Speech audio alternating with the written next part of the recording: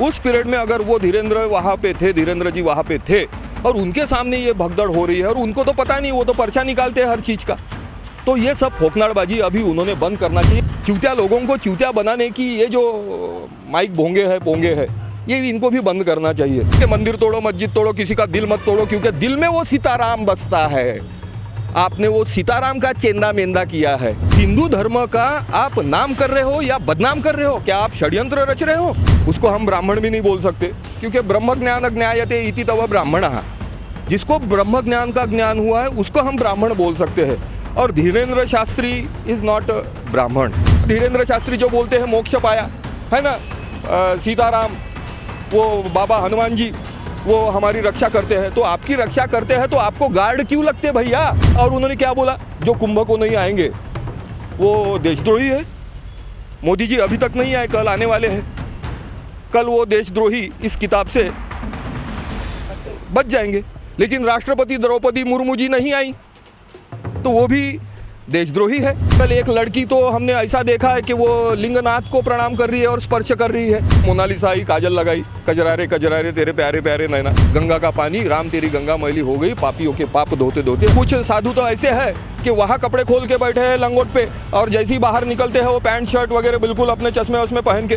कुछ बाबा तो वहाँ ऐसे दिखे लड़कियों को मार रहे, लोगों को मार रहे, है ना। इंसानियत से धर्म का ताल्लुक है तो ठीक है, नहीं तो धर्म कुछ भी कहे जनता न देगी भीख है। पंडित चाहे अर्थ कर ले, धर्म देता मोक्ष है। गर नेक नहीं हो आदमी, गर नेक नहीं हो आदमी तो धर्म झूठा पक्ष है, धर्म झूठा पक्ष है। धीरेन्द्र शास्त्री जब मौनी अमावस्या होती है तो कहते हैं कि वो लोग, अगर जो लोग महाकुंभ में नहीं आएंगे वो देशद्रोही कहलाएंगे। भगदड़ होने के बाद उनका फिर से एक स्टेटमेंट वायरल होता है। वो कहते हैं कि गंगा किनारे जिसकी मौत हुई उन्हें सीधा मोक्ष प्राप्त हुआ। इस तरह के उनके स्टेटमेंट आए हैं। क्या कहोगे, क्या मोक्ष पाने का सबसे आसान तरीका धीरेन्द्र शास्त्री ने बताया है? देखिए, अब धीरेन्द्र शास्त्री ये कथावाचक है। कथावाचक यानी उसको हम ब्राह्मण भी नहीं बोल सकते, क्योंकि ब्रह्म ज्ञान ज्ञायते इति तव ब्राह्मणः।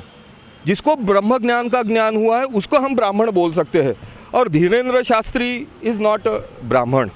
उनके वो स्टेटमेंट से वो जो बोलते हैं कि जो यहाँ गंगा तट पर मरे हैं उनको मोक्ष प्राप्त हो गया है, लेकिन वो मरे कैसे? उनके चीखे आपने सुनी नहीं धीरेन्द्र जी?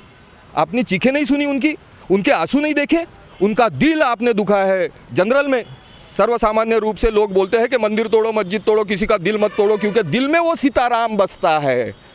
आपने वो सीताराम का चेंदा मेंदा किया है और उसमें से दिल तोड़ के जो आपने ये जो भावना और जो अपमान किया है, वो अपमान वो व्यक्तियों का नहीं, वो जीव का नहीं, वो शिव का अपमान किया है, ऐसा मैं बोलना चाहूँगा। और विशेष रूप से धर्म की और मोक्ष की जहाँ तक बात है तो हमारे राष्ट्र संत जी ने कहा है, इंसानियत से धर्म का ताल्लुक है तो ठीक है। इंसानियत से धर्म का ताल्लुक है तो ठीक है, वरना इंसानियत से धर्म का ताल्लुक है तो ठीक है, नहीं तो धर्म कुछ भी कहे पंडित जनता न देगी भीख है। नहीं तो धर्म कुछ भी कहे जनता न देगी भीख है। पंडित चाहे अर्थ कर ले, धर्म देता मोक्ष है ना। इंसानियत से धर्म का ताल्लुक है तो ठीक है, नहीं तो धर्म कुछ भी कहे जनता न देगी भीख है। पंडित चाहे अर्थ कर ले, धर्म देता मोक्ष है।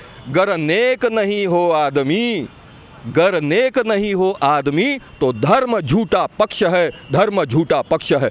जो धर्म में इंसानियत छोड़ के अगर धर्म की बातें की जाती है तो वो धर्म भी झूठा पक्ष है। हमारा ऐसा ऐरा गैरा कोई नत्थु खैरा आधू साधु नहीं बोल रहा, राष्ट्र संत बोल रहा है, जिन्होंने तन मन धन से अपना धन, तन मन धन अपना देश के लिए, विश्व के लिए अर्पण किया है। जिन्होंने बोला है कि हे प्रार्थना गुरुदेव से यह स्वर्ग सम संसार हो रहे, उच्चतम विचार और परमार्थमय व्यवहार हो। ना हम रहे अपने लिए, हमको सभी से गरज है। गुरुदेव यानी ईश्वर, अल्लाह, गॉड, परमात्मा, गुरुदेव यह आशीष दे जो सोचने का फर्ज है। अब ये फर्ज ही इनको अगर मालूम नहीं कथावाचक मिस्टर धीरेन्द्र जी को, और वो बोल रहे मोक्ष, तो मैं वो अभी मुक्तेश्वरानंद शंकराचार्य जी का अभिनंदन करना चाहूँगा कि उन्होंने बोला कि ऐसा अगर किसी को लगता है कि डूब जाने से या एक्सीडेंट से कुचल के मरने के बाद, तड़प तड़प के मरने के बाद किसी को अगर गंगा तट पे मोक्ष मिलता है तो वो आ जाए, मैं धक्का देने के लिए तैयार हूँ और मैं उनको मोक्ष भेजने के लिए तैयार हूँ। तो ये जो धीरेंद्र शास्त्री ने जो बात बोली है वो सिर्फ मानवता का ही अपमान नहीं, उन्होंने देश का भी अपमान किया है, उन्होंने हिंदुत्व का अपमान किया है। ये जो तत्व है, ये तत्व का अपमान उन्होंने किया है, उसके लिए मैं तो ये बोलना चाहता। और उन्होंने क्या बोला, जो कुंभ को नहीं आएंगे वो देशद्रोही है। मोदी जी अभी तक नहीं आए, कल आने वाले हैं। कल वो देशद्रोही इस किताब से बच जाएंगे। लेकिन राष्ट्रपति द्रौपदी मुर्मू जी नहीं आई तो वो भी देशद्रोही है। सुप्रीम कोर्ट के जजेस नहीं आए, हाई कोर्ट के जजेस नहीं आए कुंभ मेले में स्नान करने, वो भी देशद्रोही है। संसद में इतने खासदार है, वो भी नहीं आए, वो भी देशद्रोही है। 140 करोड़ जनता में से लोग बोलते हैं वहाँ 1 करोड़ 10 करोड़ 40 करोड़ लोग आए, तो 1 से 40 करोड़ में से 40 करोड़ लोग वहाँ आए, 100 करोड़ लोग नहीं आए तो क्या 100 करोड़? धीरेंद्र जी जरा इधर बात के ऊपर गौर फरमाइए। तो वो जो 100 करोड़ है वो क्या देशद्रोही है? अरे धीरेंद्र जी एक बात ध्यान में रखिए, हम महाराष्ट्र, हम छत्रपति शिवाजी महाराज, जगत गुरु तुकाराम महाराज जी के हम वंशज है, और उसके लिए हमको किसी धर्म पंडित की या कथावाचक की या किसी शंकराचार्य की प्रमाण पत्र की जरूरत नहीं है। हम काश्तकार हैं, हम किसान हैं। अन्न यह अगर पूर्ण ब्रह्म है तो हम ब्रह्म के निर्माता है ना। हम शूद्र नहीं रुद्र है, हम शूद्र नहीं रुद्र है, समय पड़ा तो भद्र है। ब्रह्म भी जिसका पुत्र है, हम वो भूमि पुत्र है, शिव के सृष्टि के शिव सूत्र है। धीरेन्द्र जी ये बात ध्यान में रखिए, आपने जो बात की बहुत गलत बात की। आपने वो मरे हुए जनता के, जीव के, शिव के, वो मरे हुए भावना के ऊपर, जख्मों के ऊपर नमक छेड़ा है। तो मैं ये शासन प्रशासन से, केंद्र शासन रहे, सरकार रहे, राज्य सरकार रहे, मैं ये आह्वान करना चाहूँगा, ऐसे मूर्ख व्यक्ति को शास्त्री बोलना, ये शास्त्री ये शब्द का अपमान है। उसकी पहले तुम आपने वो सिक्योरिटी वगैरह वो निकालना चाहिए। और वो जो धीरेंद्र शास्त्री जो बोलते हैं मोक्ष पाया है ना, सीताराम, वो बाबा हनुमान जी वो हमारी रक्षा करते हैं, तो आपकी रक्षा करते हैं तो आपको गार्ड क्यों लगते भैया? नदी में जब आप नहाते हो, अर्धदान तो आपको किया नहीं, सूर्य मंत्र तो आपको आता नहीं, लेकिन आप जब वो गंगा जी में जल अर्पण करते हैं तो आपको कमांडो लगते हैं, क्यों आपको डर लगता है? ये भी प्रस्तुत किए गए कि जब ये भगदड़ हुई तब धीरेंद्र शास्त्री जी वहीं पर थे, और धीरेंद्र शास्त्री अपने दिव्य दरबार में पर्ची निकालते हैं, उनके जीवन में आगे क्या होने वाला वो बताते हैं, लेकिन भगदड़ होने वाली है वो नहीं बता पाए। उनके जो उन्होंने कहा कि उन्होंने हनुमान जी को सिद्ध करके रखा है, तो उन हनुमान जी ने उनको नहीं बताया कि आने वाले इस समय में भगदड़ होने वाली है और कई सारे लोग मरने वाले, जबकि वो गंगा के तट पर ही थे। देखिए, अगर मैं और मेरे सामने अगर किसी की जान जाती है तो हिंदू धर्म क्या सिखाता है? मानवता सिखाता है। और उस समय उस पीरियड में अगर वो धीरेंद्र वहाँ पे थे, धीरेंद्र जी वहाँ पे थे, और उनके सामने ये भगदड़ हो रही है और उनको तो पता नहीं, वो तो पर्चा निकालते हैं हर चीज़ का। तो ये सब फोकनाड़बाजी अभी उन्होंने बंद करना चाहिए, और लोगों ने भी ऐसे फोकनाड़ शास्त्रियों के ऊपर, ऐसे फोकनाड़ कथावाचकों के ऊपर विश्वास करना छोड़ देना चाहिए, और इनके कथा वाचन में या इनके भौकाल में नहीं आना चाहिए और अपनी जान नहीं गंवाना चाहिए। क्या ये धीरेंद्र शास्त्री जो कहते हैं कि उन्हें भविष्य दिखता है या फिर लोगों के भविष्य बताते हैं, अभी इनकी जो राज है, या कह लीजिए कि इनकी पोल पट्टी खुल गई है, क्योंकि वो खुद गंगा के तट पे रहते हैं। उसी कुछ दिनों बाद जो है वो भगदड़ होती है, लोग जो है कई सारे लोग मर जाते हैं, ये नहीं बता पाते। तो ये जो लोगों को बताते हैं, फोकनाड़ जो आप शब्द इस्तेमाल कर रहे हो, तो क्या इस तरह के इसको अभी धीरेंद्र शास्त्री को इतना सीरियस लेने की ज़रूरत है? क्योंकि इनकी पोल पट्टी खुल गई है, क्योंकि इनके पास कोई दिव्य ज्ञान नहीं है। दिव्य ज्ञान होता तो वो लोगों को बताते और बचा भी सकते थे कई लोगों को। बिल्कुल नहीं था, ऐसा कुछ भी नहीं था। और किसी महाशय को वहाँ तो वैसा वो एक बाबा आया, देखो इतने बड़े कुंभ में सिर्फ 2-4 चीज़ें आई। एक तो वो मोनालिसा आई, काजल लगाई, कजरारे कजरारे तेरे प्यारे प्यारे नैना, सब लोगों को नैनों में धंस गए। गंगा जी रही बाजू में, स्नान रहा बाजू में, और वो रुद्राक्ष लेने वाली, वो बेचने वाली, माला बेचने वाली वो लड़की थी, है ना, वो कैसी थी क्या थी उससे हमको कुछ लेना देना नहीं है। जीव ही शिव है, वो भी शिव का एक तत्व थी, लेकिन उसके पीछे वो लोग लग गए। दूसरा हीरा और मोती वो निकले अमृत मंथन में जैसे निकलते थे कुंभ में, वो निकले। तो दूसरे IITN बाबा ने लेकिन एक बात बोली कि सब यहाँ नाटक है, सब यहाँ ये साधना वाधना कोई करता नहीं वगैरह वगैरह। उसमें से कुछ साधु तो ऐसे हैं कि वहाँ कपड़े खोल के बैठे हैं लंगोट पे, और जैसे ही बाहर निकलते हैं वो पैंट शर्ट वगैरह बिल्कुल अपने चश्मे वश्मे पहन के।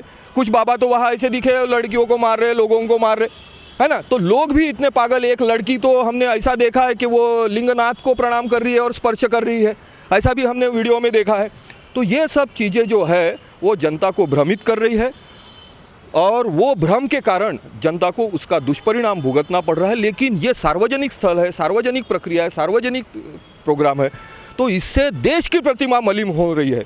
पूरे विश्व में ये जो चित्र जा रहा है उससे क्या देश की प्रतिमा, भारत देश की प्रतिमा, भारत को ऐतिहासिक सांस्कृतिक बहुत उच्च स्तर का माना जाता है। ये जो उच्च स्तर है, ये उच्च स्तर को वो निचले स्तर पे ले जा रहे हैं, तो इसमें देश की बदनामी हो रही है। इसलिए ये धीरेन्द्र शास्त्री के ऊपर तुरंत शासन सरकार ने उनको जो भी फैसिलिटी दी है वो फैसिलिटी से उनको विरक्त किया जाए।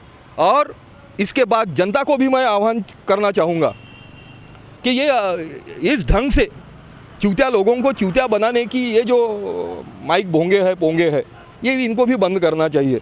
जैसे और वहाँ एक बात देखने को मिली, जो मुस्लिम समाज को आपने वहाँ दुकान नहीं लगाने दिया, वो कुंभ मेले से दूर रखने का प्रयास किया।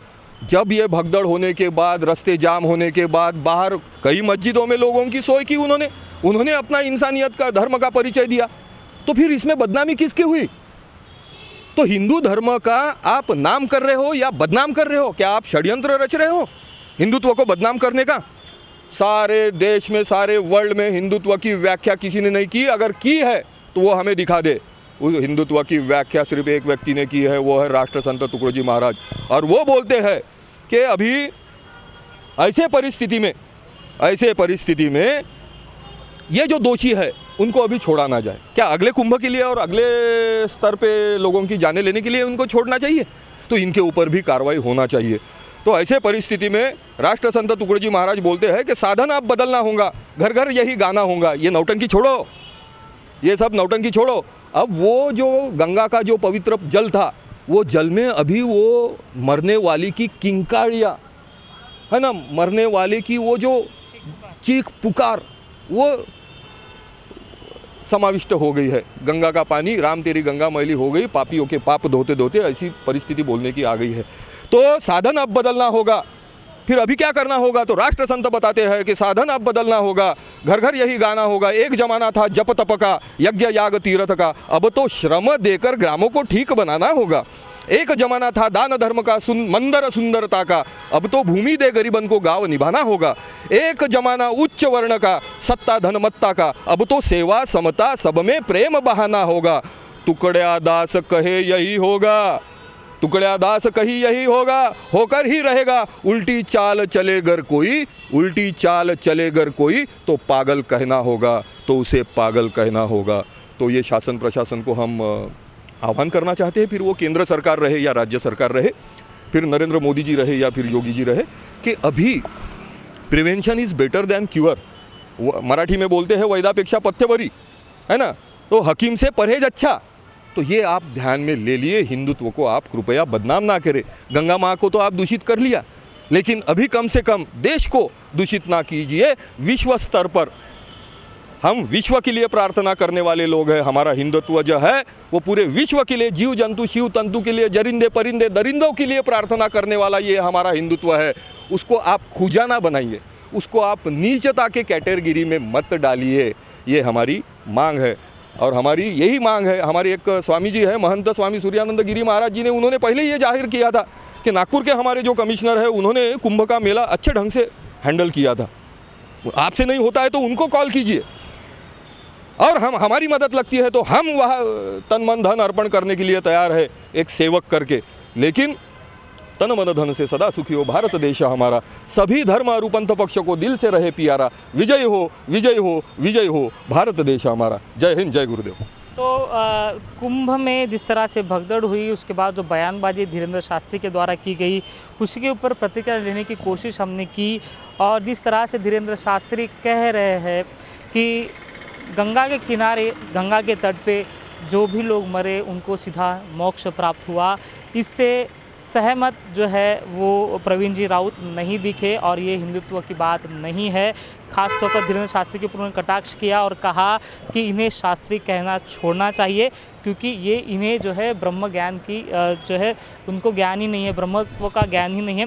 कई सारे जो है कटाक्ष उन्हें अपने इस प्रतिक्रिया के माध्यम से दिए और जिस तरह से प्रशासन के ऊपर और शासन के ऊपर उन्होंने कटाक्ष किया कि जो व्यवस्था उन्होंने कुंभ में लगाई वो पूरी तरह से विफल रही और उनकी विफलता के कारण जो है कई सारे लोग मारे गए हैं, ऐसी उनकी प्रतिक्रिया इस दौरान दी गई है। आपको इस वीडियो के बारे में क्या लगता है, अपनी प्रतिक्रिया कमेंट के माध्यम से ज़रूर बताइएगा। आप देख रहे थे नागपुर समाचार 24। नमस्कार।